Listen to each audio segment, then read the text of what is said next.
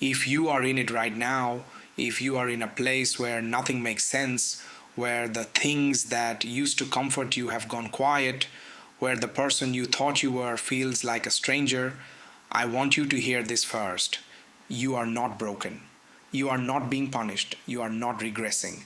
What you are in, if you are truly in it, is one of the most demanding and most transformative processes a human consciousness can go through. And the reason it is so disorienting is precisely because nothing in ordinary life prepares you for it. Because the culture has no framework for it. Because the people around you, even the ones who love you, often cannot understand what is happening.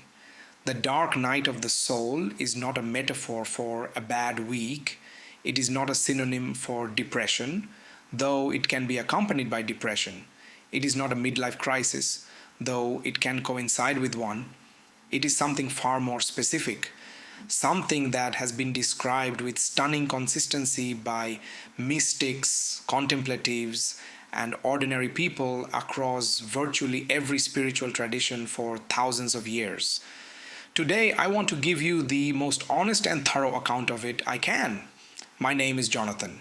Welcome back to my channel, Alchemy of Remembrance.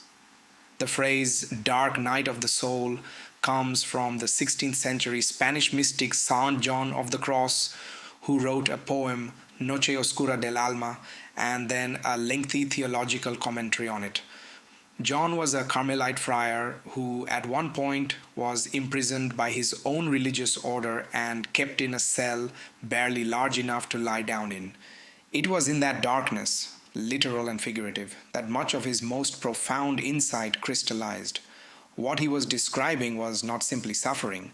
He was describing a specific phase in the contemplative journey, a phase in which the soul, having genuinely turned toward God, toward truth, toward the source, finds itself stripped of every consolation it previously relied on.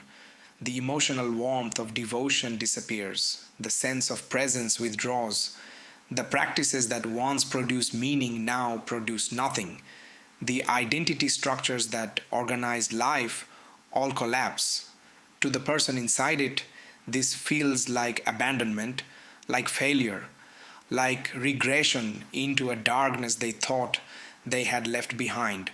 But John's insight, and this is the crucial thing, was that this stripping is not abandonment. It is purification.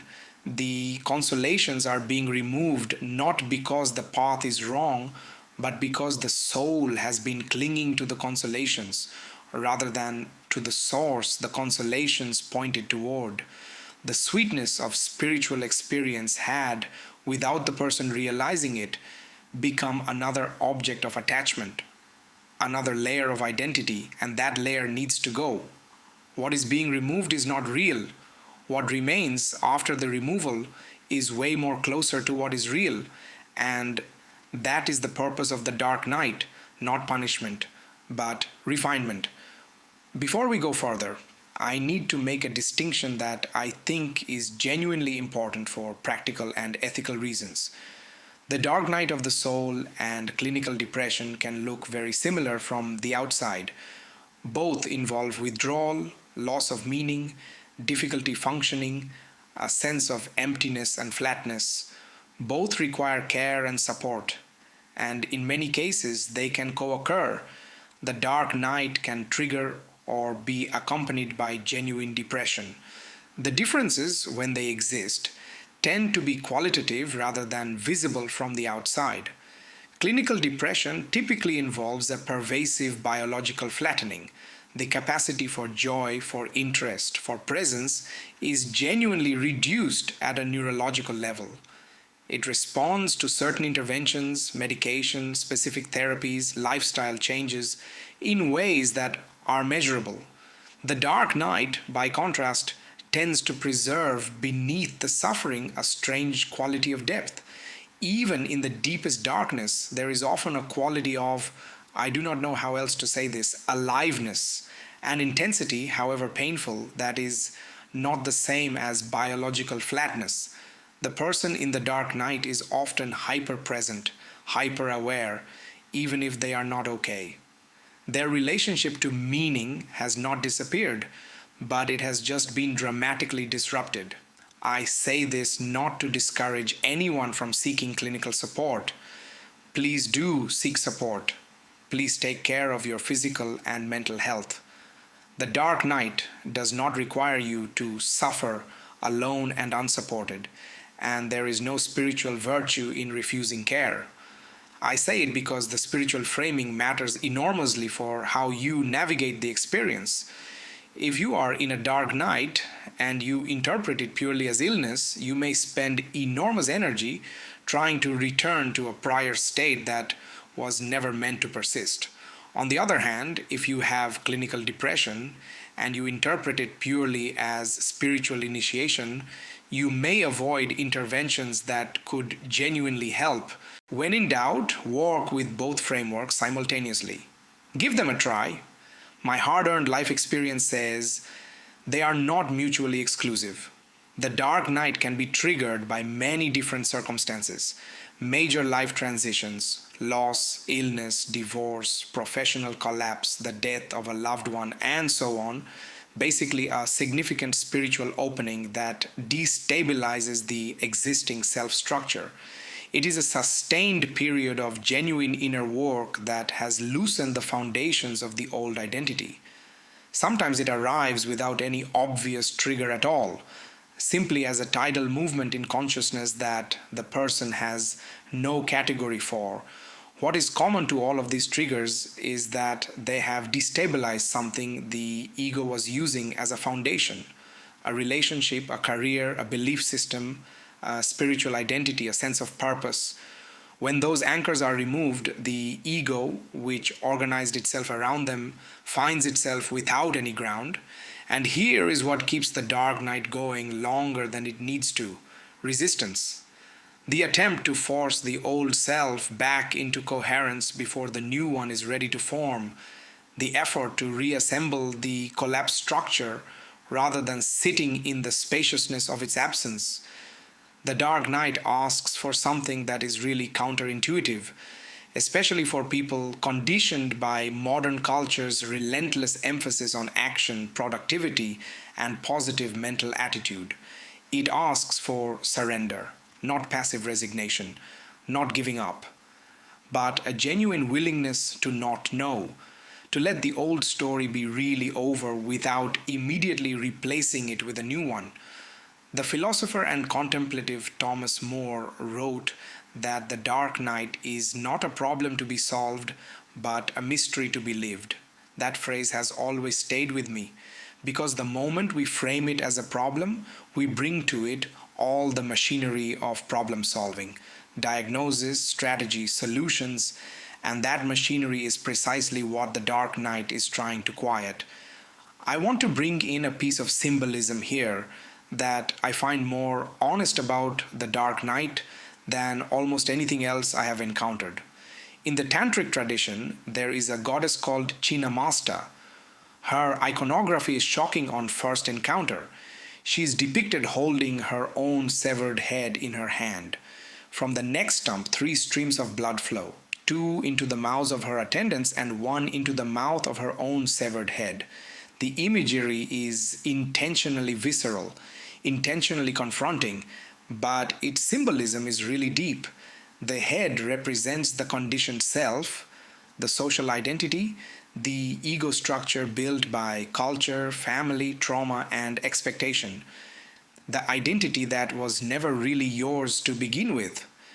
It was assembled from borrowed materials in the conditions of your particular life. Chinnamasta severs it, not with malice, but with necessity. Because what the severing reveals is that life continues, the blood still flows, nourishment is still possible. The organism does not die when the false identity is removed. What dies is only what was never alive in the deepest sense: the performance, the adaptation, the constructed face. The dark night is Chinnamasta's gesture applied to your life. The false head is removed. What remains in the space of that removal is closer to your actual nature, quieter, less dramatic, less invested in its own story, but real in a way the previous self often was not.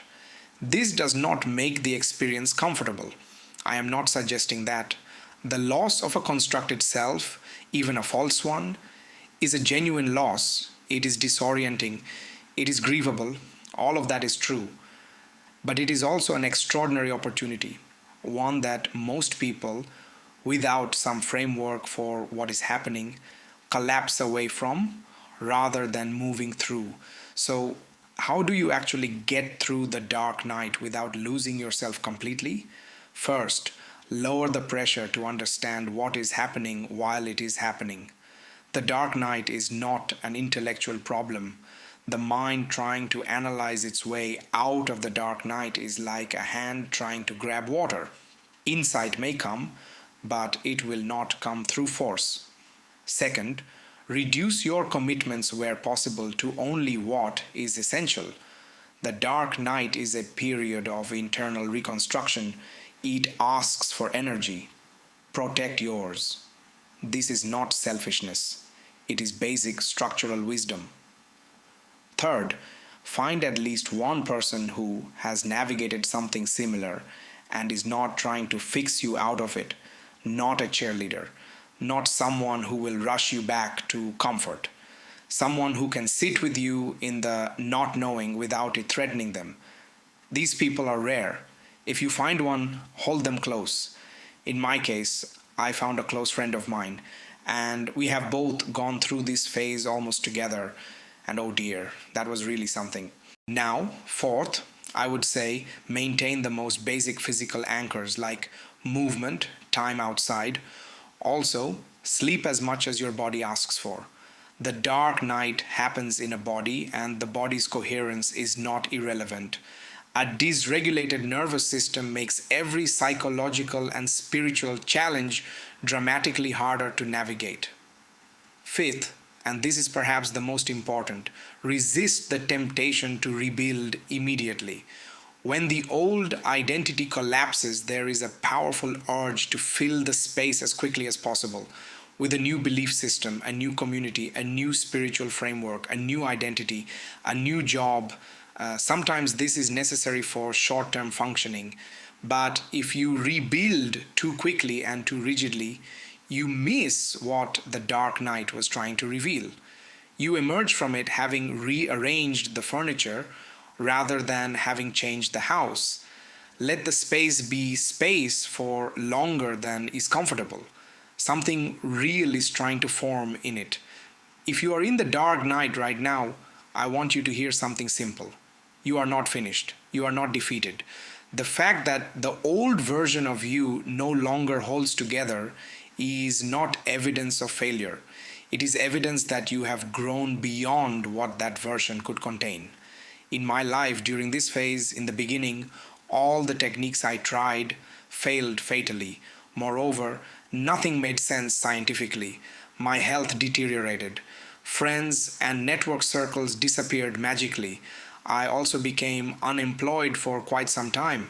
Lots of job changes, financial difficulties. It seemed like no archetypes or deities actually came to support. All gurus in the astral seemed silent. What all came were only fake people to exploit my trust, only to show in a harsh way that the way forward is to go inward and not try to fix it desperately by outsourcing my agency. And later I understood that I was always under the watchful eyes of the highest source, and my soul itself chose to go through this initiation. It was part of the soul blueprint, and true divine never interferes with a sovereign choice a soul's higher self has made. So remember, the darkness is not the destination, it is the passage. Through Inferno, you are reaching the paradise. The question is only whether you move through it with enough presence and enough honesty to receive what it is trying to give you. That's it for today. Next week, we go into the topic of karma and ancestral healing, the deep structural patterns that run not only through your personal history but through the entire lineage behind you, and why healing those patterns changes not only your life but the lives of those even who come after. I am Jonathan. This is Alchemy of Remembrance. I will see you in the next one. Thanks so much for staying with me today. I wish you a great day. Peace.